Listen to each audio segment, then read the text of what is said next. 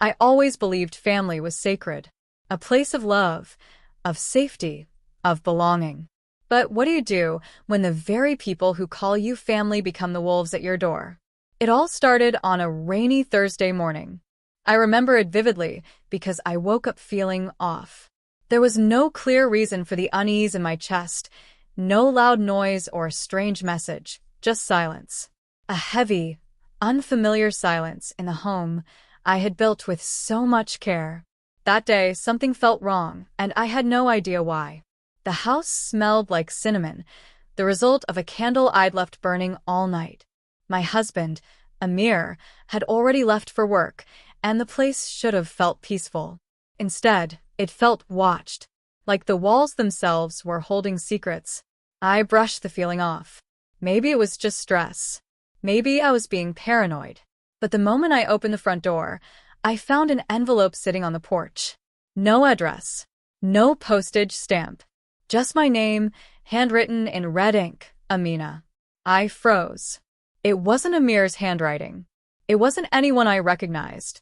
My hands trembled as I opened it. Inside, a single typed sentence.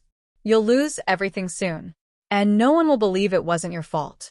For a moment, I just stood there, staring at the paper, blinking, trying to process. Who would send this? Why now? I rushed back inside and locked the door, suddenly hyper-aware of every creak in the floor, every shadow. I read the message again. My heartbeat quickened. It was a threat, but it wasn't just vague. It was personal. Whoever wrote this knew something, and they wanted me to know that they were watching. Later that day, I called Amir. I didn't want to sound paranoid, but I told him about the letter. He brushed it off as a prank. People are weird, he said. Ignore it. But something in his voice sounded distant, like he already knew something but didn't want to tell me. That night, as I was cleaning out the closet in the guest room, I found a stack of old documents. I didn't remember putting them there. Deeds, old receipts, things from when Amir and I bought the house 5 years ago. At the bottom was a copy of the title, except this version didn't have my name on it. Only Amir's. My name had been there before. I remembered signing the papers. I knew I had signed them. Panic started to rise in my throat. Why would he remove my name? I waited for him to come home, trying to stay calm. I asked him directly, holding the paper in my hand. His reaction? A slight pause. A small smile. Then, maybe it's just a mistake. You overthink everything, Amina. Gaslighting. That's what it was. I began to feel like I was slowly unraveling. The letter. The missing name. The unfamiliar tone in Amir's voice. And then, the next morning, his sister showed up at our door. Without warning. With bags. Amir said I could stay here for a while, she announced, brushing past me. No call. No discussion. Just walked in like she owned the place. From that moment, the house no longer felt like mine.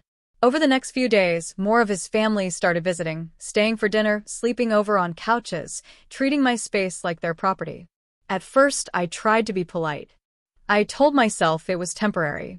But soon, they began to redecorate, move furniture, make decisions without me. And Amir? He acted like it was normal, like I was the guest in my own home. Then came the final straw. I overheard his mother speaking to someone on the phone in the kitchen. She'll be gone soon. Once the documents are finalized, we'll take the house back. It was never hers to begin with. I froze. The blood drained from my face. Gone? Take the house back. I knew I had to act, but I didn't even know where to begin. It felt like I had woken up in the middle of a nightmare I didn't understand. The people I welcomed into my life were slowly tearing it apart. They smiled at me every day while planning to destroy me behind my back. How long had this been happening? Was Amir part of this? Was this the reason he married me? I didn't want to believe it. But deep down, I did. My trust was cracking. My heart, too. And I hadn't even seen the worst of it yet.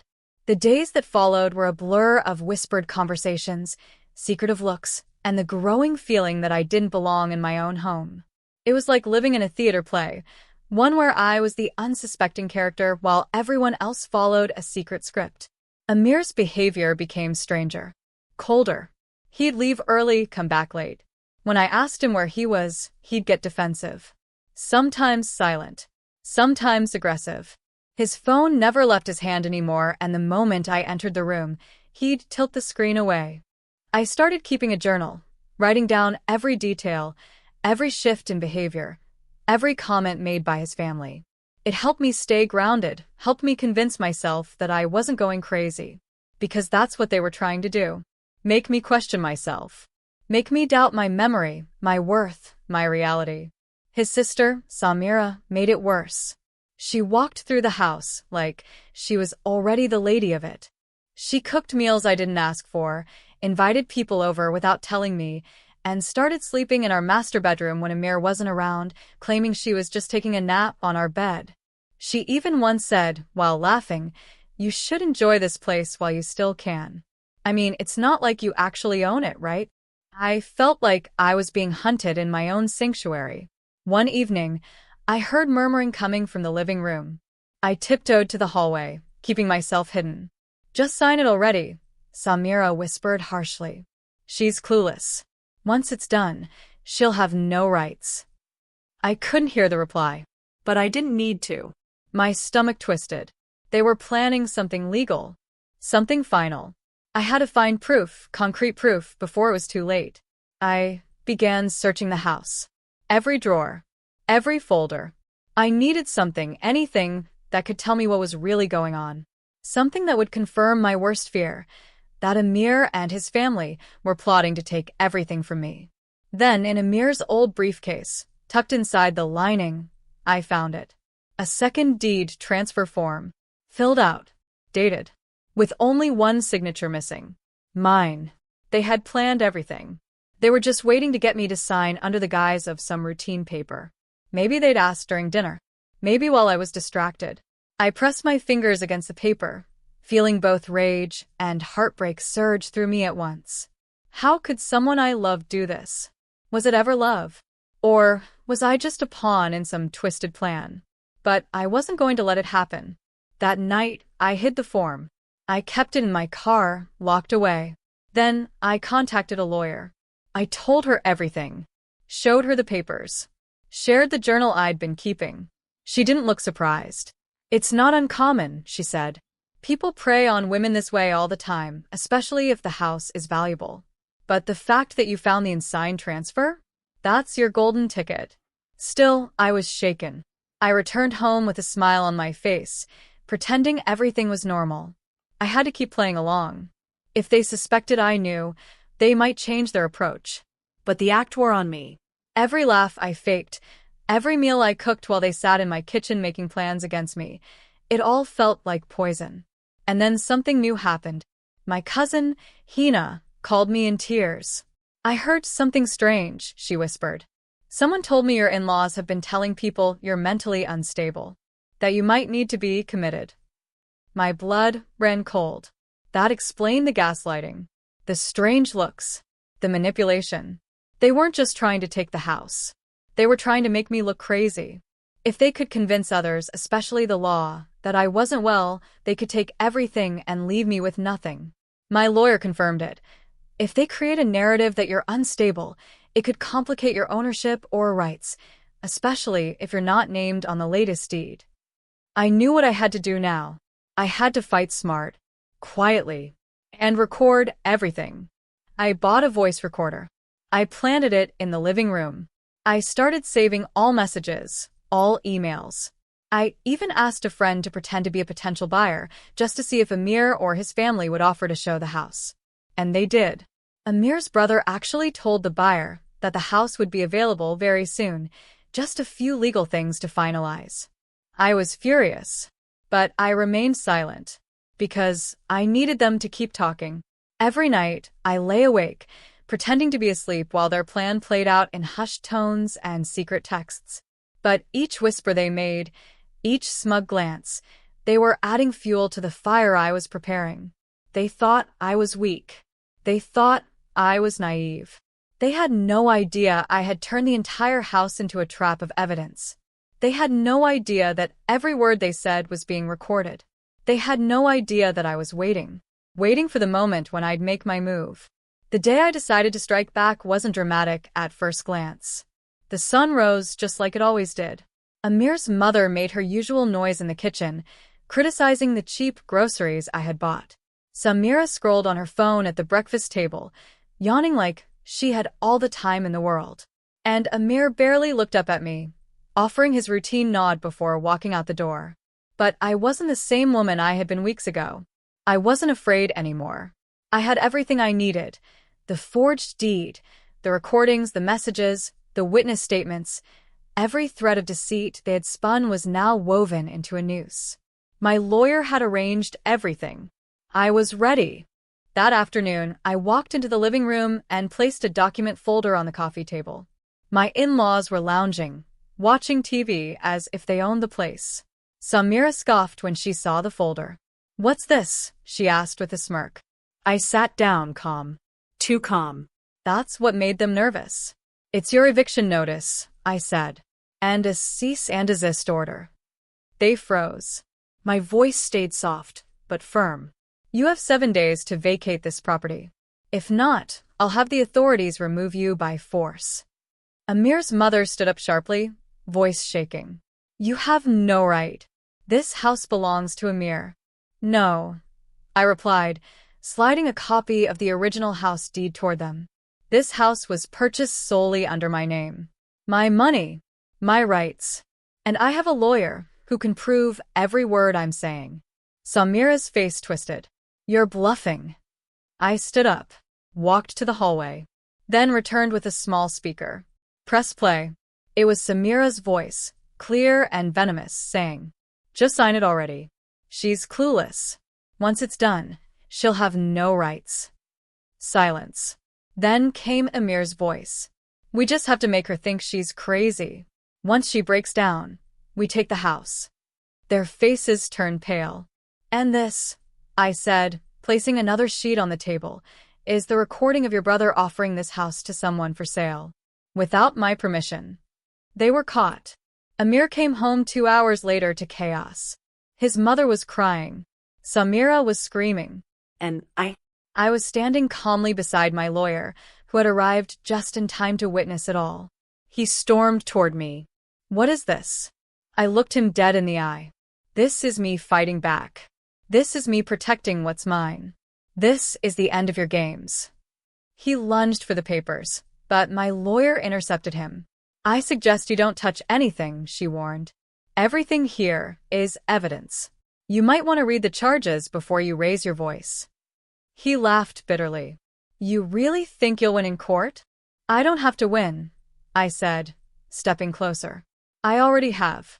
Every piece of proof is documented. Every word recorded.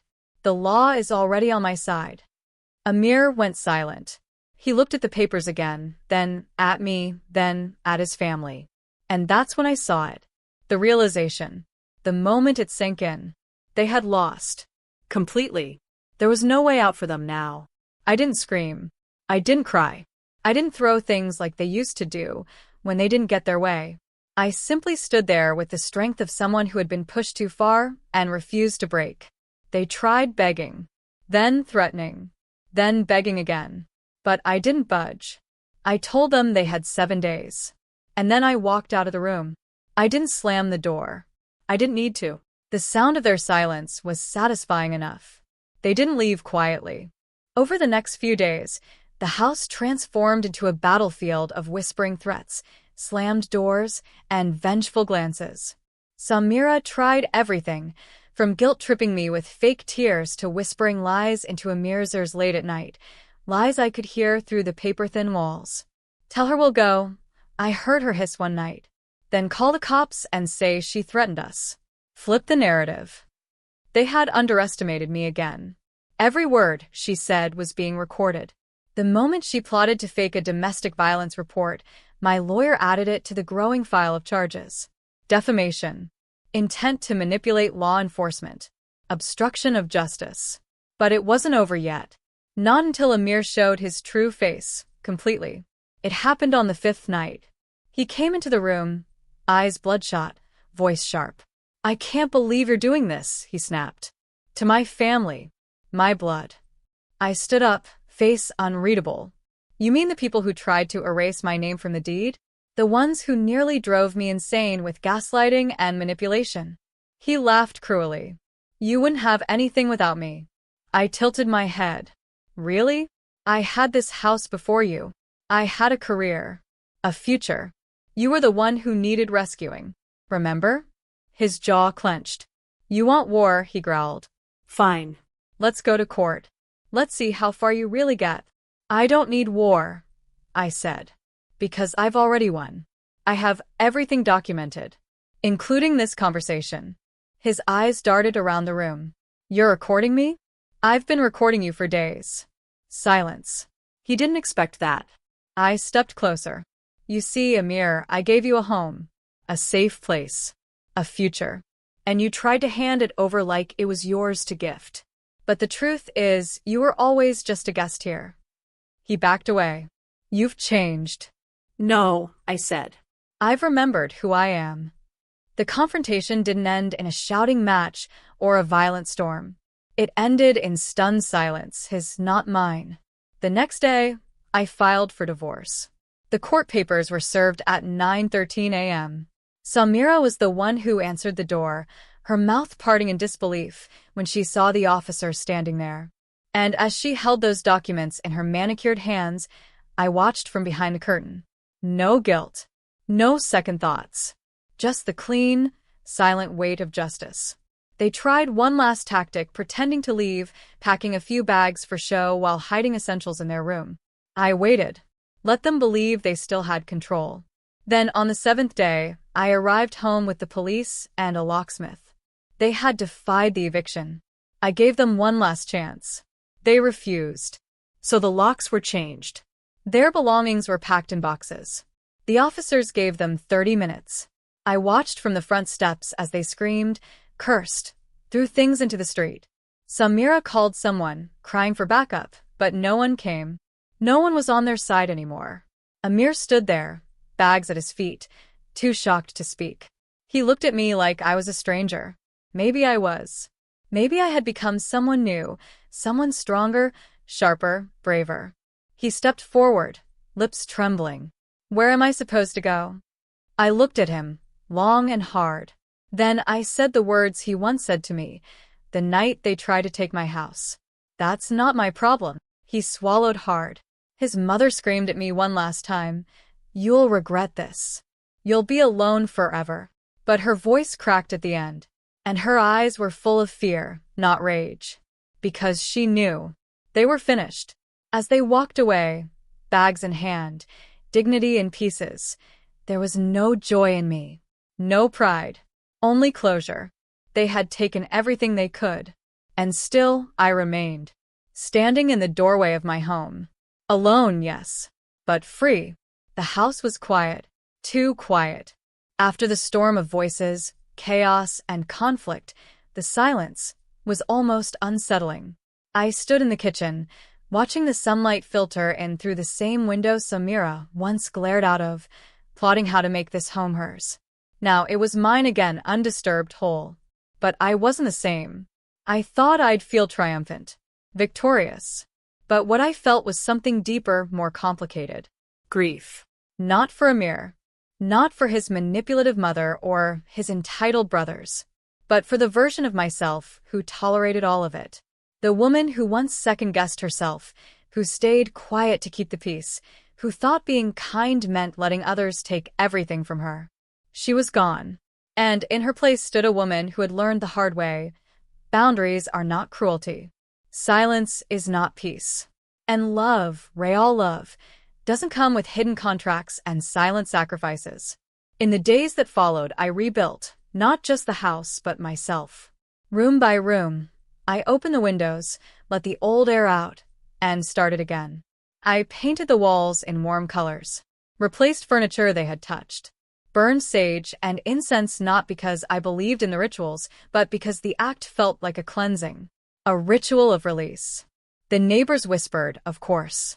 Some sided with Amir's family, mostly the ones who had benefited from their fake charm.